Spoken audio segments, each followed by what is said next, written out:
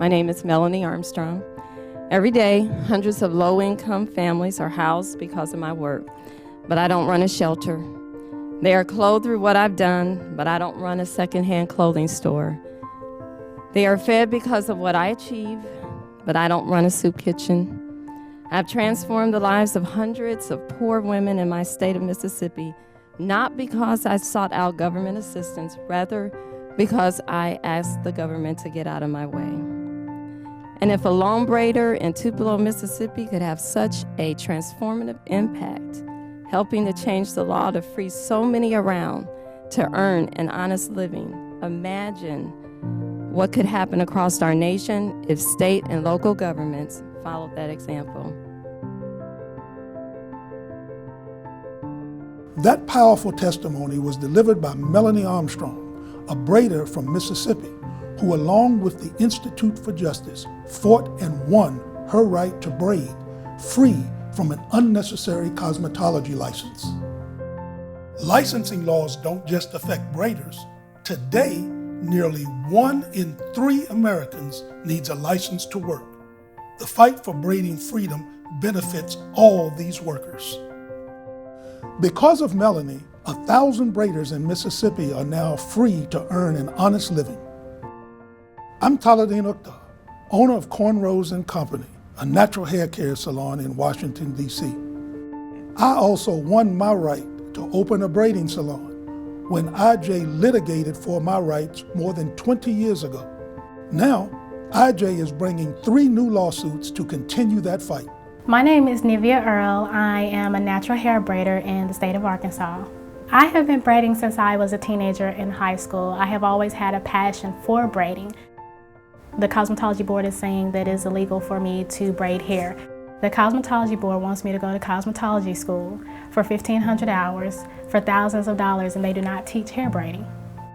It does not involve cutting people's hair or chemicals. It is perfectly safe. I would like to see the laws in Arkansas change so that I can earn an honest living. Government can't license something as safe and common as hair braiding, especially when that license requires thousands of dollars for hundreds of hours of completely irrelevant training. Being an entrepreneur is me living my dream. It is me fulfilling my passion braiding hair.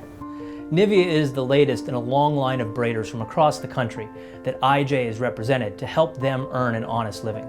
My name is Essence China. My name is Isis. And I own a natural hair salon in Phoenix, Arizona. I've been doing natural hair in the state of Texas, particularly Dallas, since 1979. In August of 2003, I started to call the Cosmetology Board and just let them know, I'm a braider, I want to be able to do natural hair and do braiding. What are your laws? And they pretty much told me, no, if you do hair, period, you're touching hair, you have to have a license. And so that's when I started the internet search. And when I came across the Institute for Justice, I was just so excited. I teamed up with the Institute for Justice because I've been watching the work and the success stories. When I won the case, I was elated. Since winning, Essence has opened up a second shop and is now employing twice as many braiders. That's a story all too familiar to me. After winning my fight, my wife Pamela and I went on to train hundreds of women to braid hair and earn a living. IJ has litigated 9 braiding cases, winning 2 in court and prompting legislative victories in 6 others. Isis's case, the 9th, is currently being litigated. This lawsuit means for me economic liberty. This today is our new civil rights movement, and it's important that we change the laws so that everybody else can be treated fairly. To me, it makes no sense for any natural hairstylist to have to obtain a cosmetology license because, one, they're teaching something that we're not going to practice in terms of application of chemicals, whether it be perm or color. They also don't focus on or teach or test on natural hair care. My dream is opening a larger facility where I can teach hair braiding. I want to be able to be a braider without the Cosmetology Board interfering in that. Today, Nivea, along with 2 other braiders, has partnered with the Institute for Justice in filing 3 new lawsuits, which will mark a major milestone in the fight for braiding freedom. I am ready for my day in court. This is not only important for me, but it will help others as well to be able to live their dreams braiding.